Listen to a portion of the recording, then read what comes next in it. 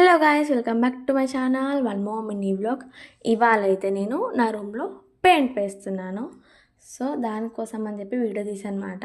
Every time యూజువల్గా వేస్తూ ఉంటాను, బట్ చిన్న చిన్నగా వేస్తాను, ఎందుకంటే పెద్ద పెద్ద రిస్క్స్ నేను తీసుకోను. ఒకవేళ బాగా రాకపోతే నా వల్ల వాల్ పాడైపోతే కొంచెం హర్ట్ అవుతుంది కాబట్టి. ఇంకైతే నేను నా మిర్రర్ పక్కకి ఒక చెక్కది ఉంది మాట సన్నగా. సో దానికైతే నేను ముందే ప్లాస్టర్ చేసి పెట్టుకున్నాను. ఈ 4 కలర్స్ అయితే యూజ్ చేస్తున్నాను. So plus white, pink full థిక్గా ఉంది, మిగతా మ్యాట్ కలర్ లాగా ఉన్నాయి. సో దాన్ని అయితే నేను వైట్తో మిక్స్ చేస్తున్నాను. అసలు అవుట్పుట్ ఎలా వస్తుందో ఏంటో అని చాలా టెన్షన్గా ఉండే. అసలు వస్తుందా రాదా, ఫ్లాప్ అవుతుందా, ఫెయిల్ అవుతుందా అని కూడా చాలా టెన్షన్గా ఉండే. బట్ ఫైనల్ అయితే ట్రై చేశాను. చాలా డేస్ అనుకుంటాను అనమాట, ఏదో ఒక పెయింటింగ్ వేయాలని. అండ్ నాకు హాబీ మాట పెయింటింగ్ వేయడం. నాకు చాలా ఇష్టం పెయింటింగ్ వేయడం, చాలా వేసాను కూడా మా ఇంట్లో. సో నా రూమ్లో కూడా నేను ట్రై చేశాను. ఆల్రెడీ ఇంతకుముందు బ్లాగ్లోనే చూసే ఉంటారు, స్విచ్ బోర్డ్ దగ్గర ఆల్రెడీ ఒక చెట్టు పెయింటింగ్ ఉంటుంది, నేనే వేసాను. ఇంకా చాలా వేస్తూ ఉంటాను అనమాట అలాగా. నేను లాస్ట్ వీడియో చెప్పినట్టు మీరు ఏదైనా అబ్జర్వ్ చేశారా అనేది నా పెయింటింగ్కి. అదే వీడియోలో ఫస్ట్ చూపెట్టినప్పుడు పెయింటింగ్ ఉండదు, దాని తర్వాత పెయింటింగ్ ఉంటుంది. సో మీరు ఐడెంటిఫై చేశారా లేదని చెప్పి అడిగాను.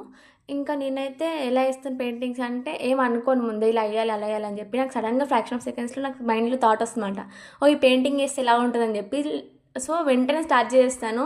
అసలు ఏంటి అని జస్ట్ చిన్న చిన్న 5-6 మినిట్స్లో డిసైడ్ అయిపోయి చేస్తాను అనమాట పెయింటింగ్. నేను చాలా పెయింటింగ్స్ అలానే చేశాను. మళ్ళీ మూడు ఉంటేనే వేస్తాను, లేకపోతే వేయను. హాఫ్ ఫినిష్ చేసాక నాకు మూడు లేదు అంటే ఆపేసి మళ్ళీ నాకు మూడు వచ్చినప్పుడు దాన్ని మొత్తం ఫినిష్ చేస్తాను.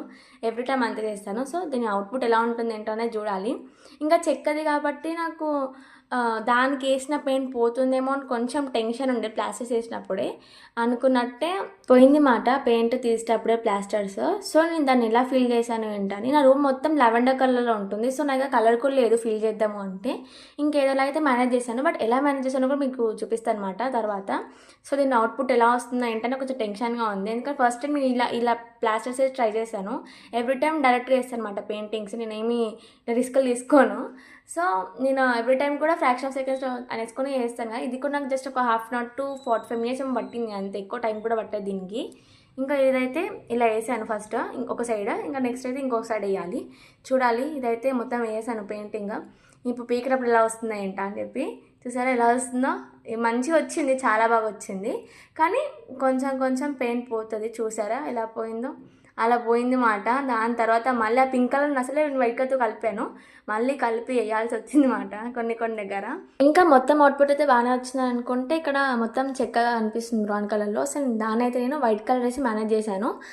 దూరం నుంచి చూస్తే డిఫరెన్స్ ఏం కనిపించట్లేదు, బట్ దగ్గర నుంచి చూస్తే కొంచెం డిఫరెన్స్ అనిపిస్తుంది. ఇంతకుముందు వేసిన పెయింటింగ్స్ పిక్చర్స్ యాడ్ చేస్తాను చూడండి. ఇంక ఇవే నేను వేసిన పెయింటింగ్స్, ఇదేమో ఫస్ట్ది, ఇంకోదేమో సెకండ్ది. ఆ మిక్కీ మౌస్ ఏమో ఫేస్ ఫస్ట్ వేసి దాని తర్వాత రెడ్ కలర్ చేశాను చాలా డేస్ తర్వాత. Thank you for watching.